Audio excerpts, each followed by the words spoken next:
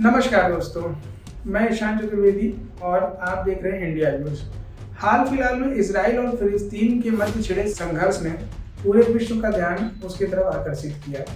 मात्र 15 से 20 दिनों तक चले इस युद्ध ने सैकड़ों लोगों की जान लेके ही चैन पाया।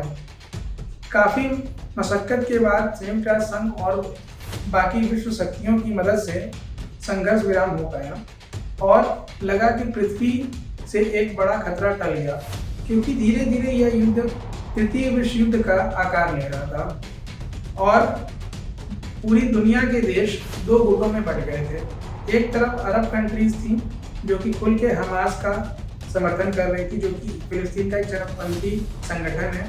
वहीं दूसरी तरफ यूरोप के ज़्यादातर देश और खुद यूएस इजराइल का समर्थन कर रहा था। संघर्ष विराम के बाद लगा कि अब विश्व एक बार फिर से शांति की ओर अग्रसर है और इस प्रकार का कोई भी वर्ल्ड लेवल का कॉन्फ्लिक्ट अभी आसपास नहीं होने वाला है। और पूरे विश्व का ध्यान फिर से कोरोना के ऊपर आके केंद्रित हो गया कि किस तरीके से कोरोना जैसी समस्या से विश्व को निजात दिलाई जाए। लेकिन इसी समय कोरोना की वजह से ही एक नए संघर्ष की शुरुआत की नींव पड़ी।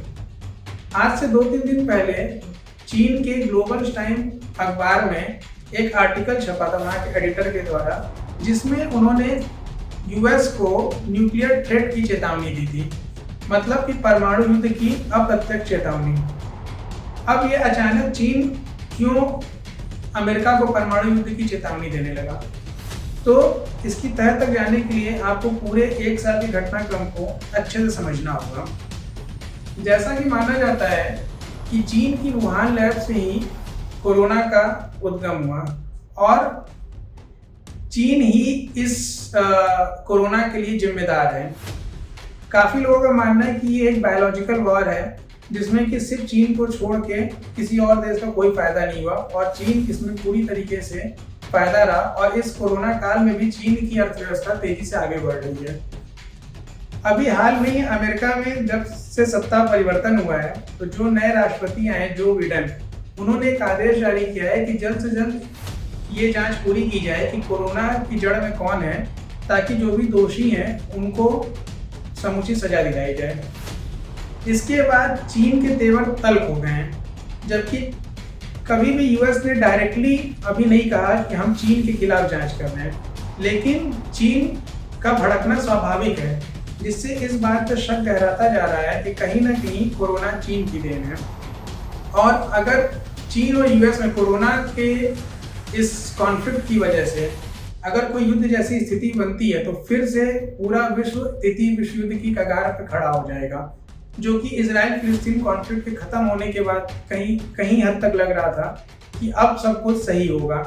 चीन ने अपने एक छोटे से एडिटोरियल में ये लिखा है कि चीन को अमेरिका से पूरी तरीके से परमाणु युद्ध के लिए तैयार रहना चाहिए, अपनी सीमाओं को और अपने एसेट की रक्षा करने के लिए। अमेरिका से चीन का कोई ऐसा डायरेक्ट सीमा विवाद नहीं है, तो फिर आखिर वो क्या कारण है कि चीन को इस बारे में ऐसा बयान देने की जरूरत पड़ी।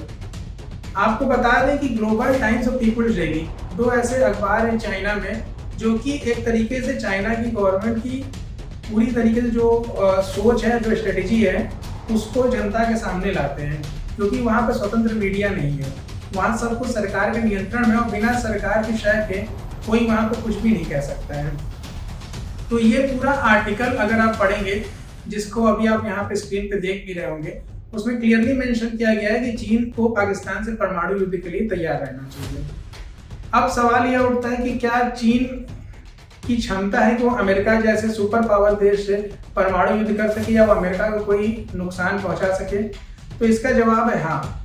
चीन के पास कुछ ऐसी मिसाइलें हैं, जिसमें कि डोंगफोंग मिसाइल सबसे ज़्यादा खतरनाक मिसाइल मानी जाती है, जिसकी मारक क्षमता 14,000 से 16,000 किलोमीटर तक है और अमेरिका का कैलिफोर्निया जैसा शहर भी उसकी जद में है। दूसरी तरफ की चीन उन कुछ गिने चुने देशों में है जिसके पास न्यूक्लियर ट्रायड की क्षमता है। न्यूक्लियर ट्रायड आखिर क्या होता है? न्यूक्लियर ट्रायड मतलब कि आपको जमीन से, पानी के अंदर से और नभ से, तीनों तरफ से परमाणु हमला करने की क्षमता हासिल है। हालांकि ये क्षमता भारत के पास भी और अमेरिका और रूस जैसे कुछ और 4-5 विकसित राष्ट्रों के पास है, लेकिन चीन के पास भी अगर ये क्षमता है तो ये निश्चित तौर पर चिंता का विषय है, क्योंकि चीन ने अपनी पनडुब्बियों में, परमाणु पनडुब्बियों में काफ़ी पैसा इन्वेस्ट किया है और उसके पास परमाणु पनडुब्बियों का काफ़ी बड़ा बेड़ा है। अगर चीन किसी भी माध्यम से उन पनडुब्बी के थ्रू अमेरिका पे न्यूक्लियर अटैक करता है तो अमेरिका को भारी नुकसान उठाना पड़ सकता है।